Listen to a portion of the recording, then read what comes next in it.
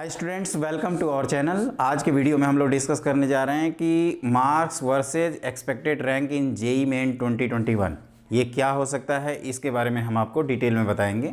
हमने वैसे चार्ट पहले से ही लिख रखा है ताकि आपका समय कंज्यूम ना हो। हमने 24 फरवरी और 25 फरवरी का एनालिसिस किया हुआ है।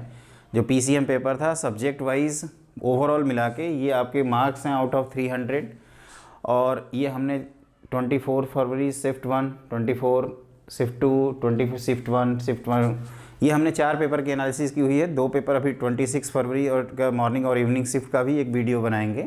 ये हमने ऊपर वैसे क्लियरली लिख रखा है। तो इसमें बच्चों ये है कि ये चारों पेपर में जो रिलेटिवली आसान पेपर था वो पहला पेपर था 24 का शिफ्ट 1। तो ऑब्वियसली आसान पेपर होता है तो आपको पता है कि मेरिट हाई जाती है और परसेंटाइल ज़्यादा नंबर पे एवब आती है। कम नंबर पाएंगे रिलेटिवली, मतलब अगर कहने का मतलब ये है, आप खुद देखोगे रैंक तो आपको पता चल जाएगा। उसी तरह से ये दोनों पेपर आपके ढंग के हैं बीच वाले, मतलब 24 की इवनिंग वाला पेपर और 25 की मॉर्निंग वाला पेपर ये ढंग के हैं, मतलब ये रिलेटिवली टफ थे अदर टू, और ये लगभग सेम टाइप के हैं आप कह सकते हो।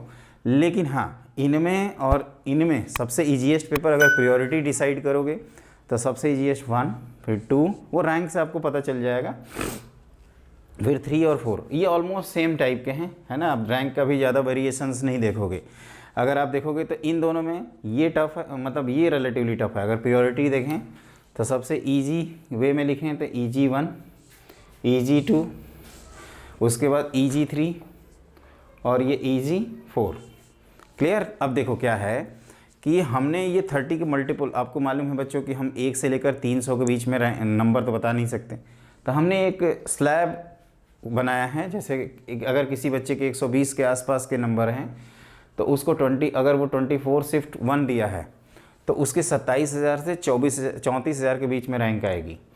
उसी तरह से शिफ्ट 2 में अगर ये बच्चा दिया होगा तो 21 से 26। अब देखो यहीं पे जो रैंक 21 से 26 आ रही है, यहाँ 27 से, ऑब्वियसली ये पेपर आसान हो गया, वैसे ही समझ में आ जाएगा। ये दोनों ऑलमोस्ट सेम लेवल के हैं और ये पेपर देखो ऑलमोस्ट सेम लेवल का है ये दोनों।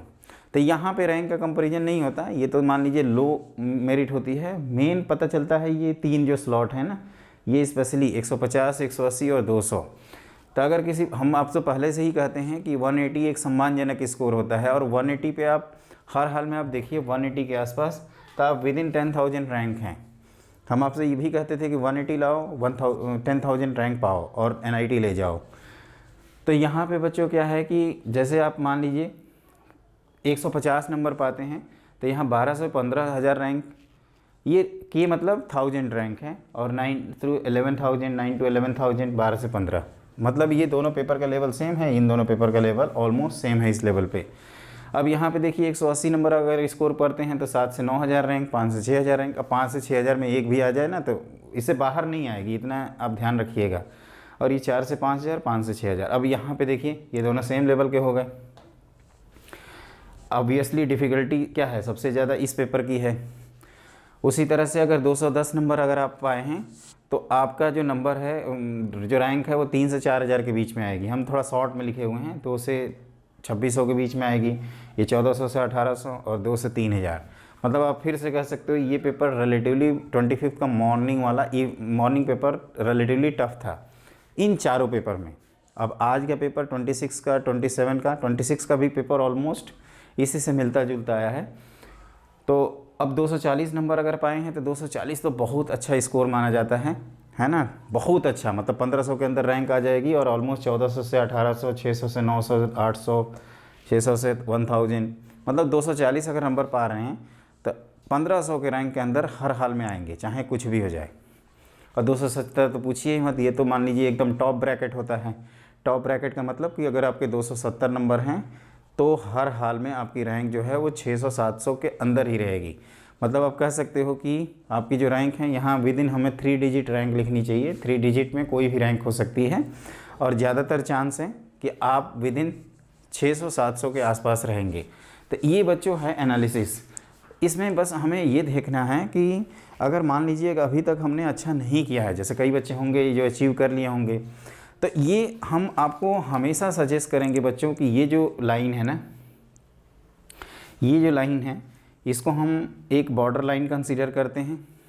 इनफैक्ट आप कह सकते हो कि ये लाइन आप कह सकते हो बॉर्डर लाइन है, ये जो 180 मार्क्स हैं।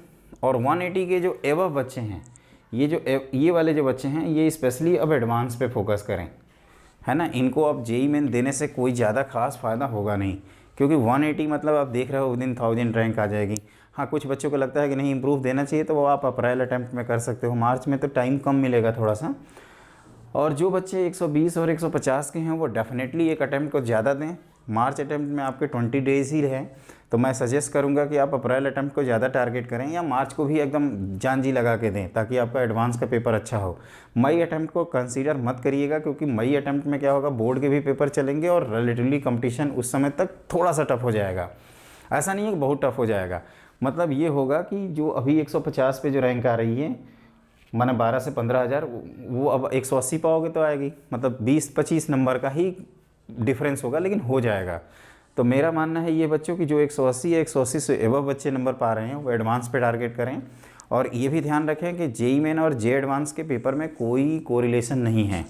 कई बच्चे यहाँ पे गच्चा खा जाते हैं, अभी जाके 270 कर आएंगे और एडवांस में जाएंगे तो पता चला कुछ और ही हो जाएगा, और वहाँ पे उनका स्कोर गड़बड़ हो जाएगा और रैंक बहुत पीछे आ जाएगी। कहेंगे जेई मेन में इतनी अच्छी रैंक, जे एडवांस में बहुत ख़राब रैंक।